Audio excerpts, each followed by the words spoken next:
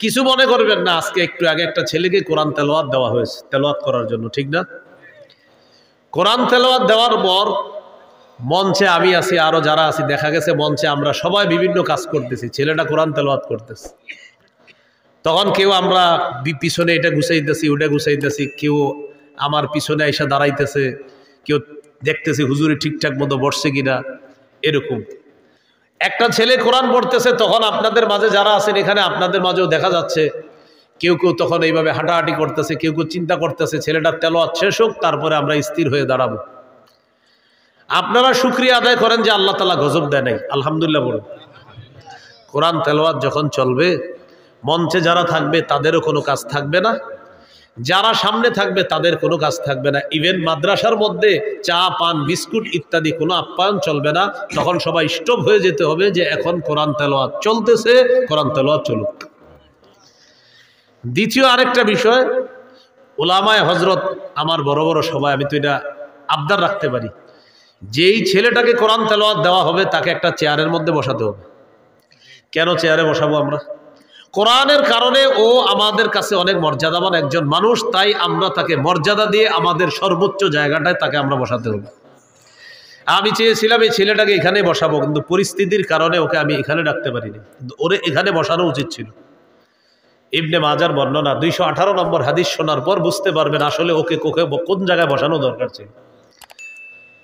মক্কার গভর্নর ওমর ফারুক রাদিয়াল্লাহু তাআলা আনহুর জামানায় মক্কার গভর্নরের সাথে ওমর ফারুকের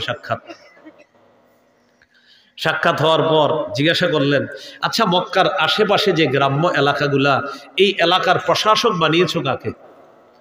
মক্কার গভর্নর জবাব দিলেন, ইবনু আবজা, আমাদের মাঝে এক ব্যক্তি আছে তার নাম ইবনে আবজা, তাকে আমরা মক্কার প্রশাসক বানিয়ে দিছি আশেপাশের এলাকার। ওমর ফারুক রাদিয়াল্লাহু তাআলা আনহু বললেন, মান ইবনু আবজা, ইবনে আবজাটা আবার কে? মক্কার গভর্নর জবাব দিলেন, রাজুলুম মিন মাওয়ালিনা,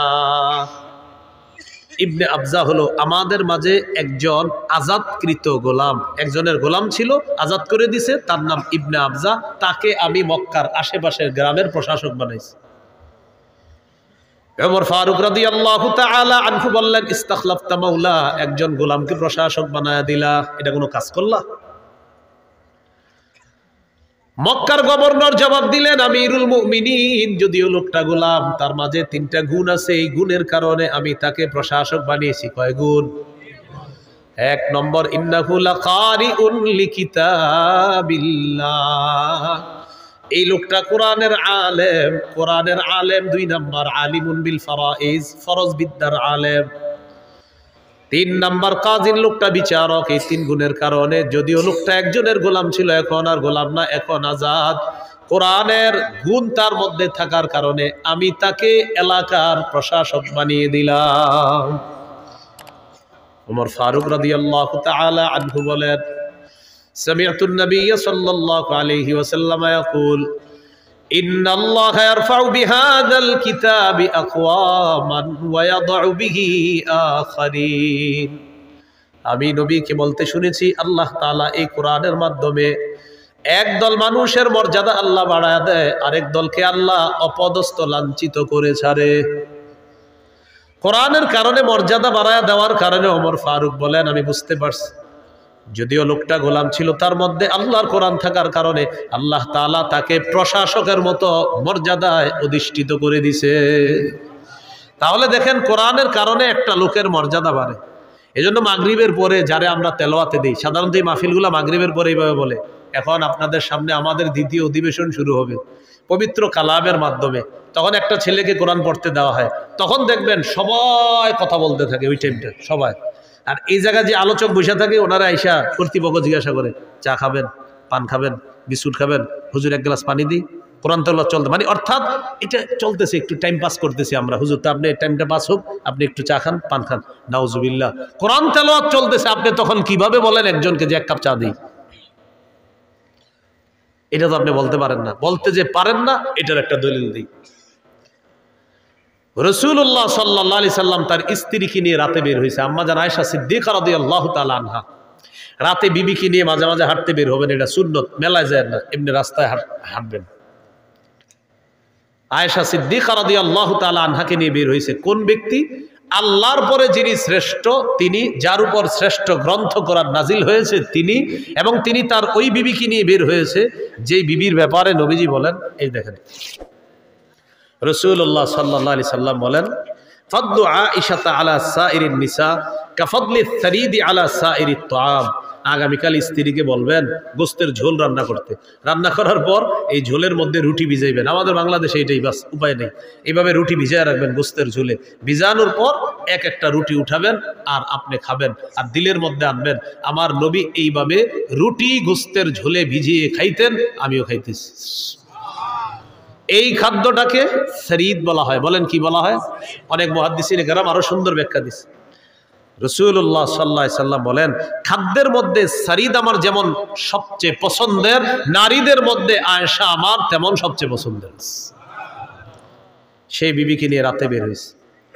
বের হওয়ার পর দেখে নবীর এক সাহাবী আবু মুসা রাদিয়াল্লাহু তাআলা রাতের বেলা দাঁড়িয়ে দাঁড়িয়ে নামাজে কোরআন তেলাওয়াত করতেছে। সুবহানাল্লাহ।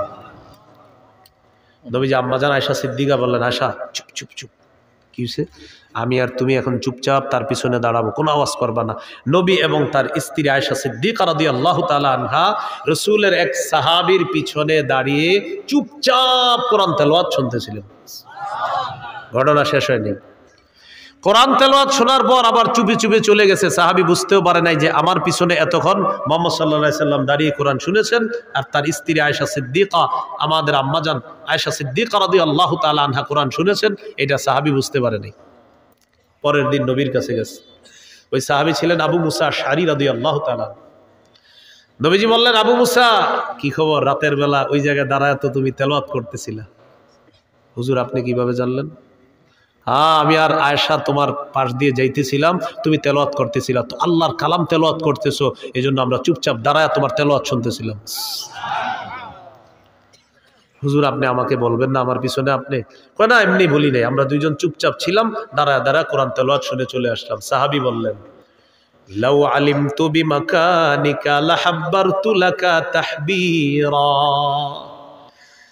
ইয়া রাসূলুল্লাহ, আমি যদি জানতাম আমার পিছনে আপনি দাঁড়িয়ে আছেন, আমি কোরআন আরো সুন্দর করে তেলাওয়াত করতাম। তাহলে বলেন কি শিখলাম? যখন কোরআন তেলাওয়াত করা হবে চুপচাপ, তখন আমরা তেলাওয়াত শুনবো। আল্লাহ তাআলা বলেন, ওয়া ইযা কুরিআল কুরআনু ফাসতামিউ লাহু ওয়া আনসিতু। যখন কোরআন তেলাওয়াত করা হয় তখন দুই কাজ। জোরে বলেন, কয় কাজ? আবার কোরআন তেলাওয়াত করা হলে কয় কাজ? বলেন এক নম্বর, বলেন এক নম্বর, কান পেতে শোনা। দুই, চুপ থাকা। তাহলে বলেন তো, কোরআন তেলাওয়াত যখন করা হবে এক নাম্বার কাজ কি? দুই নাম্বার কাজ। তাহলে এখন থেকে আমরা যত জায়গায় কোরআন তেলাওয়াত শুরু হবে, আমরা এক নাম্বার কান পেতে শুনবো, দুই নাম্বার চুপ থাকবো। আল্লাহ তাআলা বলেন, যদি চুপচাপ তোমরা কান পেতে কোরআন তেলাওয়াত শোনো, লাআল্লাকুম তুরহামুন, তাহলে আল্লাহ তাআলা তোমাদের প্রতি রহম করবেন, দয়া করবেন। তাহলে যারা কোরআন তেলাওয়াত করে তাদের তেলাওয়াত আমরা শুনবো, মনোযোগ সহকারে শুনবো, কান পেতে শুনবো, চুপচাপ শুনবো। বলেন ইনশাআল্লাহ।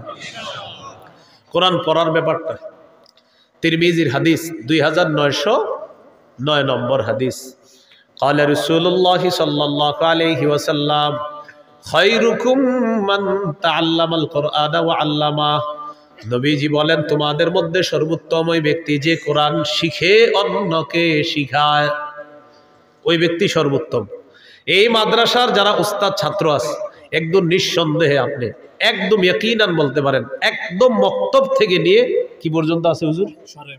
মক্তব থেকে নিয়ে শরহে বেকায়া পর্যন্ত প্রত্যেকটা উস্তাদ ছাত্র রাসূলের কথা অনুযায়ী এই পৃথিবীর সর্বশ্রেষ্ঠ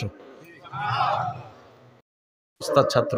কারণ তাদের কাজ এখানে তালিম তাআল্লুম, তালিম তাআল্লুম। প্রত্যেকটা বলতে পারে হুজুর শরহে বেকায়া কি তালিম? হ্যাঁ, শরহে বেকায়ার কাজও মূল হলো কোরআন সুন্নাহ। আমাদের মাদ্রাসার মূল হলো কোরআন সুন্নাহ। এই দুইটা বোঝার জন্য আমরা ছোট থেকে আস্তে আস্তে পড়াশোনা করি, কিন্তু আমাদের মূল কোরআন হাদিস। তিরমিজির বর্ণনা 2910 নম্বর হাদিস। قال رسول الله صلى الله عليه وسلم من قرأ حرفا من كتاب الله فله به حسنة ওয়াল হাসানাতু বিআশরি আমসালিহা। নবীজি বলেন কোরআনের একটা অক্ষর যদি কেউ তেলাওয়াত করে তার আমলনামায় সাথে সাথে 10টা নেকি লিপিবদ্ধ হয়ে যায়। লা আকুলু আলিফ লাম মিম হারফুন ওয়ালাকিন আলিফুন হারফুন ওয়া লামুন হারফুন ওয়া মিমুন হারফুন। নবী বলেন আলিফ একটা অক্ষর, লাম একটা অক্ষর, মিম একটা অক্ষর, এই 3টা অক্ষর মুখ থেকে উচ্চারণ হবে, সাথে সাথে তার আমলনামায় 30টা নেকি লিপিবদ্ধ হয়ে যায়। চলেন একটু নেকি কামাই করি। বলেন আলহামদু, হামজা লাম জবর আল, হা মিম জবর হাম, আল হাম, দাল পেশ দু, আলহামদু। ফজরের পরে মসজিদের সামনে দিয়ে যখন যান আর দেখেন যে ইমাম সাহেব বাচ্চারে পড়ায়, ঠিক না? এই আব্দুর রহিম এদিকে পড়, হামজা লাম জবর আল, হা মিম জবর হাম, আল হাম, দাল পেশ দু, আলহামদু। যা তুই ছোট্ট একটা বেত নিয়ে দেখবেন। এই আব্দুর রহমান এদিকে আস, হ্যাঁ পড় তুই পড়। নুন জবর না, সদ জবর স না স, র জবর র না স র। তুই এদিকে আসার পরে পরে আপনি চিন্তা করেন হুজুরের বেতন 6000 টাকা, কি আর করে? রসুল বলেন এই যে পড়তেছে আর পড়াইতেছে, প্রথম কথা এরা শ্রেষ্ঠ। আর এই যে আলহামদু প্রতি অক্ষরে 10টা নেকি, আলহামদু এটা শিখাইলো শিখলো 50টা নেকির লিপিবদ্ধ হয়ে গেছে। কয়টা নেকি? আমার এই পর্যন্ত এখন হয়েছে আপনার 450, আর আপনাদের হয়েছে 400, কারণ একবার বেশি বলছি আমি। বলেন আলহামদু। আমার 550 হয়েছে, আপনাদের 500 হয়েছে। আপনাদের 500, আমার 550, মোট আর কি 10 বার হয়েছে। তো 10 50 কত? 500, আমার হয়েছে 10.5 বার। আল্লাহ আমাদেরকে বুঝার তৌফিক দান করেন। তাহলে এই জিনিসগুলো আমরা হাতছাড়া করব না। কোরআন পড়বো, কোরআন শুনবো। সহিহ বুখারীর 5011 নম্বর হাদিস, হাদিসটি মন দিয়ে শোনেন। এখন কি দিন না রাত? আজকে এই কাজটা করতে পারেন। এখন বাসায় যাওয়ার পর আগে হাদিস শোনেন। বারা ইবনে আযিব রাদিয়াল্লাহু তাআলা আনহুর বর্ণনা, তিনি বলেন কানা রাজুলুন ইয়াকরাউ সূরাতাল কাহফি। নবীর এক সাহাবী রাতের বেলা সূরা কাহফ তেলাওয়াত করতেছে। তার পাশে তার ঘোড়াটা বাঁধা, হঠাৎ তাকায় দেখে ফাজাআলা ফারাসুহু ইয়ানফিরু, তার ঘোড়াটা লাফায়। সুবহানাল্লাহ, ঘোড়া লাফায়। আপনি কোরআন তেলাওয়াত করেন, ঘোড়া লাফায়। তাকাশাতু সাহাবা, উপরের দিকে তাকায় দেখে আকাশের মেঘখণ্ড তার বাড়ির উপর ছায়া দিতেছে। মেঘখণ্ড পুরো এলাকা না, কিন্তু শুধু মেঘখণ্ড তার বাড়ির উপর। তো তাকায় রয়েছে, ঘটনা কি? তিনি যত পরে ঘোড়া তত লাফায়, মেঘখণ্ড তত নিচের দিকে আসতেছে। তেলাওয়াত বন্ধ করে দিলেন, ঘোড়ার লাফানি বন্ধ, মেঘখণ্ড উপরে চলে যায়। পরের দিন আল্লাহ নবীর কাছে যায়, যাওয়ার পর বলে ইয়া রাসূলুল্লাহ, ইয়া হাবিবাল্লাহ, গত রাতে কোরআন তেলাওয়াত করতেছিলাম, হঠাৎ আমি দেখলাম মেঘখণ্ড আসছে, আমার ঘোড়াটা লাফায়, কিছুই বুঝতে পারিনি।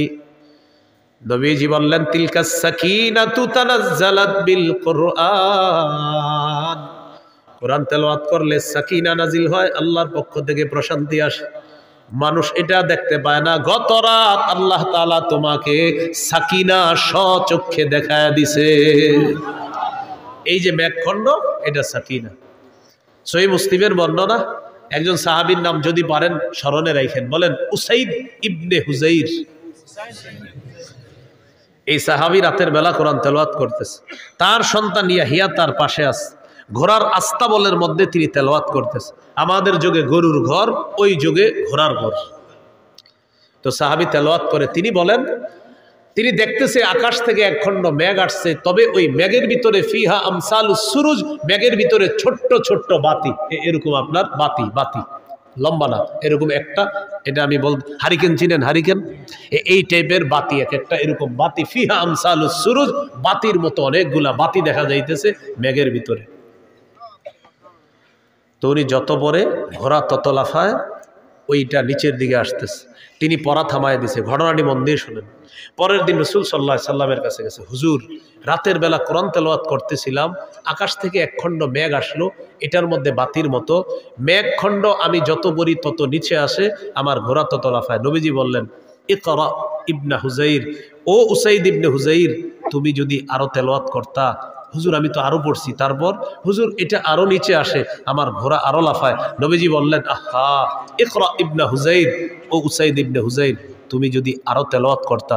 হুজুর আরো তেলাওয়াত করছি, তারপর কি হলো? হুজুর ঘোড়া আরো লাফায়। নবীজি বললেন, ও উসাইদ ইবনে হুজাইর, তুমি যদি আরো তেলাওয়াত করতা। হুজুর আরো করছি, তারপর আরো করার পর দেখলাম ঘোড়া এত বেশি লাফায়। নবীজি বললেন, তারপর কি করছো? হুজুর তেলাওয়াত বন্ধ করছি। নবীজি বললেন, আহা তুমি যদি আরো পড়তা। হুজুর আমি কেন বন্ধ করছি জানেন? খাশিতু আন তাতআ ইয়াহইয়া, আমার ওই ঘোড়া এত পরিমাণ লাফাইতে ছিল, আমার সন্তান ইয়াহিয়া পাশে শোয়া, না জানি লাফাইতে লাফাইতে আমার সন্তান ইয়াহিয়ার উপরে পড়ে যায় কিনা, এই টেনশনে আমি আমার তেলাওয়াত বন্ধ করে দিছি। নবীজি বললেন, তুমি যদি আরো পড়তা। সুবহানাল্লাহ। সাহাবী কিছুই বুঝতেছে না, আপনারাও কিছু বুঝতেছেন না, আমিও কিছু বুঝতেছি না। ঘটনা কি? এত পড়তে কয় কেন? না আমি বুঝতেছি না, মানে আমি তো বিষয়টা জানি আর কি, অনেকে জানেন না। জানি বলতে ওলামা হযরত জানে, আপনাদের সাধারণ মানুষও ভিতরে আনতেছেন যে ঘটনা কি, এত পড়তে কয় কেন? রাসূলুল্লাহ সাল্লাল্লাহু আলাইহি সাল্লাম বললেন, উসাইদ রাতে তুমি যা দেখছো, তিলকাল মালাইকাতু তাসতামিউ লিকিরাআতিক, এই যে মেঘখণ্ডের মধ্যে তুমি বাতিগুলা দেখলা, এটা বাতি না, এগুলা হলো আল্লাহর অসংখ্য অগণিত ফেরেশতা, তোমার কোরআন তেলাওয়াত শোনার জন্য দুনিয়াতে চলে আসছে। হুজুর সব বুঝছি, কিন্তু আপনি আমারে আরো পড়তে বললেন কেন? নবীজি বললেন, উসাইদ তুমি যদি ফজর পর্যন্ত তেলাওয়াত করতা, ফজরের আজান হওয়ার পর তোমার বাড়ির সামনে দিয়ে যে সাহাবীরা মসজিদে ফজর নামাজ পড়তে যাইতো, তুমি যদি ফজর পর্যন্ত তেলাওয়াত করতা, আমার সাহাবীরা স্বচক্ষে আল্লাহর ফেরেশতাদেরকে দেখতে পাইতো। তো এই জন্য আপনারা এই রাতের বেলা কোরআন তেলাওয়াত করতে পারেন। আল্লাহ তৌফিক দান।